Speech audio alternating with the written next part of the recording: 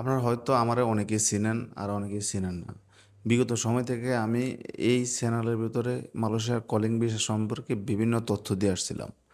কিছুদিন যাবৎ আমার নিজের ব্যক্তিগত কিছু সমস্যার কারণে আমি টোটালি মালয়েশিয়ার কলিং ভিসা নিয়ে কোনো ভিডিও বানাই না। আজকে এই ভিডিওটা বানাইতে বসছি, আজকেও ইচ্ছে ছিল না। তারপর এখন মালয়েশিয়ার কলিং নিয়ে অনেক ধরনের নিউজ আসতেছে সামনে। সিএমএস থেকে এখন 25টা রিক্রুটিং এজেন্সির নাম সাজেস্ট করা হয়েছে। মানে কলিংয়ে এই কোম্পানিগুলা মানে এই এজেন্সির মাধ্যমে নতুন কর্মী নিয়ে আসতে পারবে। এখন এটা নিয়ে দেখতেছি অনেকে অনেক ধরনের তথ্য ছড়াইতেছে যে কলিং খুইলা ফেলাইছে। এগুলা বলতেছে কারা জানেন? এমন এমন ফেসগুলাতে মানে এমন এমন ফেস থেকে এই কলিং খুইলা ফেলাইছে এই জিনিসটা শেয়ার করতেছে যারা মালয়েশিয়া নেই। হয় বাংলাদেশে বসে আছে, আর না হলে অন্যান্য দেশ মানে ডুবে আছে, না হলে সৌদি আছে, ওই সমস্ত জায়গায় ভিসার কাজ করে। দালাল, এক কথায় দালাল আর কি। তারাই শুধু বলতেছে মালয়েশিয়ার কলিং খুলে ফেলাইছে। আর আমরা যারা মালয়েশিয়াতে অবস্থান করতেছি, আপনারা আমারও তো অনেকে চিনেন হয়তো। বিগত সময় বিভিন্ন কলিংয়ের সময় আমি কথা বলছি, ভিডিও বানাইছি, কখনো আমার কাছে কোনো মিথ্যা কিছু পাইছেন? আশা করি ফান নাই। সবচেয়ে বড় কথা হলো, আমরা মালয়েশিয়া যারা আছি আমরা কেউই বলি নাই এখনো পর্যন্ত কলিং খুলছে। কিন্তু ফেসবুকে ঢুকলে দেখলে, টিকটকে ঢুকি, সব জায়গায় দেখতেছি যে সবাই বলতেছে মালয়েশিয়ার কলিং খুলে ফেলাইছে। ওই সমস্ত মানুষগুলো আসলে মালয়েশিয়াতে অবস্থানই করতেছে না। একটা ভিডিওতে দেখলাম 2 মিলিয়ন ভিউজ হয়েছে ফেসবুকে। গতকালকে রাত্রে ভিডিওটা আপলোড করছে যে 25টা রিক্রুটিং এজেন্সির নাম বলা হয়েছে, কলিং খুলে ফেলাইছে, আপনারা প্রস্তুতি নেন। ওই ছেলে দুবাই না কোন জায়গায় থাকে।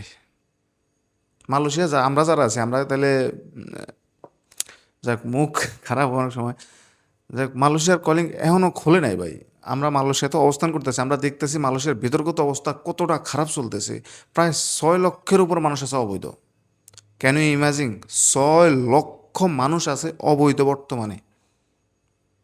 আর এখন মালয়েশিয়াতে কলিং খুলে দিব, এটা নিয়ে তারা জানে না, মালয়েশিয়ান গভর্নমেন্ট এটা জানে না যে 6 লক্ষ মানুষ অবৈধ আছে।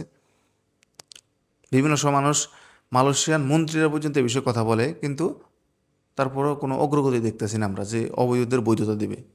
এই হচ্ছে মালয়েশিয়ার অবস্থা। আর আপনারা বলতেছেন কলিং খুলে দেবে। আরে ভাই, মালয়েশিয়াতে নির্বাচন কয়েকদিন পরে, এই বছরের শেষে মালয়েশিয়াতে নির্বাচন। মালয়েশিয়ার ইলেকশনের আগে কোনভাবে কলিং খুলে? মালয়েশিয়ার কলিং খুলতে পারে, কিন্তু কর্মী নির্বাচনের আগে এই সরকার থাকা অবস্থায় কর্মী আর জীবন আনবে না। লেখা রাখেন আমার এই কথা।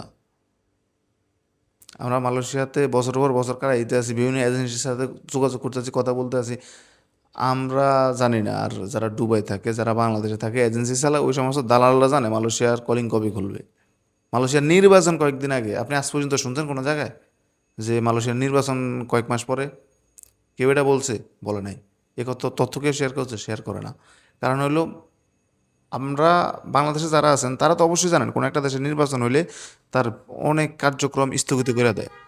তেমনি মালয়েশিয়াতে নির্বাচন কয়েকদিন পরে, নির্বাচনের আগে কলিং যদিও খোলে কিন্তু কর্মী আসবে না, জীবনও না, সবগুলা ঝুলাই রাখবো।